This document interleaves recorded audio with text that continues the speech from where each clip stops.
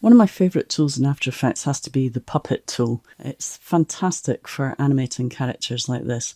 This is an Illustrator file and it's just on a single layer. If I double click it to open it up in the layer panel, you'll see that it's just one single layer on a transparent background.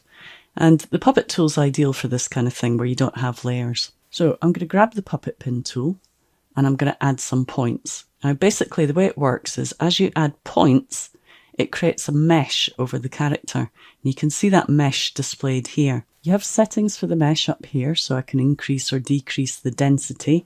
So you see that if I bring that down to maybe a value of 5, the triangles that make up the mesh are bigger. And if I increase the intensity, so if we go up to a value of 12, you'll see it's more detailed. So I've added one for the hat. I'm going to add another one down here. You don't have to have the mesh visible when you're doing this, so you can just turn that off. And then I'm going to add some points to the arms. So we'll add one each to each of the shoulders, the elbows and the hands.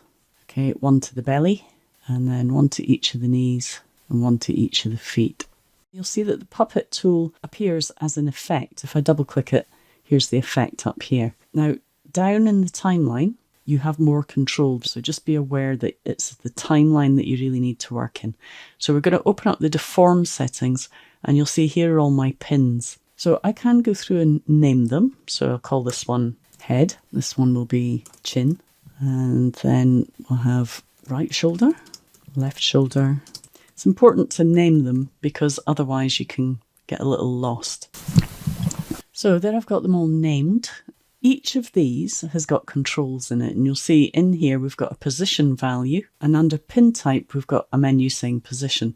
Now if I scrub that position value, you'll see that that foot moves backwards and forwards. I can also do that by dragging, and I can drag it anywhere, and you'll see that as I drag it, the mesh deforms the character. And if we have a look at the mesh while we're doing that, you can see that happening.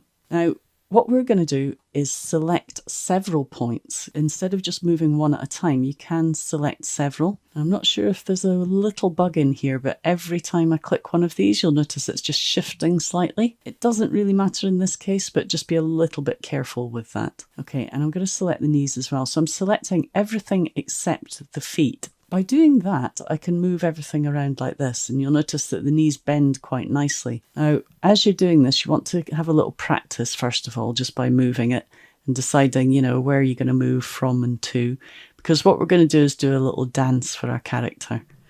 Okay, so I'm going to undo that, and then I'm going to switch off the mesh, and you'll notice up here we have record options. So you can actually hold down the command key while dragging a puppet pin and record the animation. And this allows you to determine the speed and the smoothing value. Now, if I want it to be really precise, exactly how I drag, I can take the smoothing value down to 0 and I'll get a keyframe for every frame of the animation. I can then smooth it afterwards if I want to. So I kind of prefer it with smoothing off to begin with. So we're going to click OK.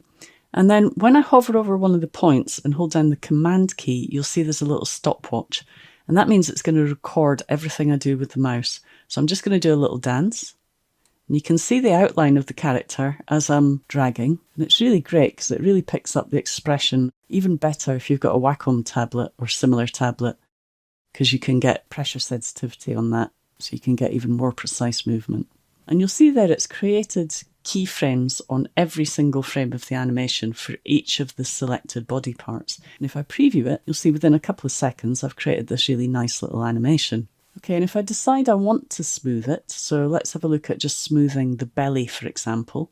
I can open it up, select the keyframes, and go to the smoother, and I can just apply the smoother to smooth out some of the unnecessary keyframes. Okay, so it's up to you if you want to smooth it or not. You can go through smoothing those. So let's just hit U on the keyboard to open up all of the properties. And then I'm going to increase that to a tolerance value of 10. And then we'll select this one. And now we've got a slightly different timing, which gives it quite a nice jiggly look. We could also do the same for the head. So we could go up to the chin, smooth that a little bit. Go to the head, smooth that. You'll see we've got a nice bouncy head now. So using the smoother afterwards is a little bit more creative than just applying it at the beginning, because you can create a little bit of difference in it.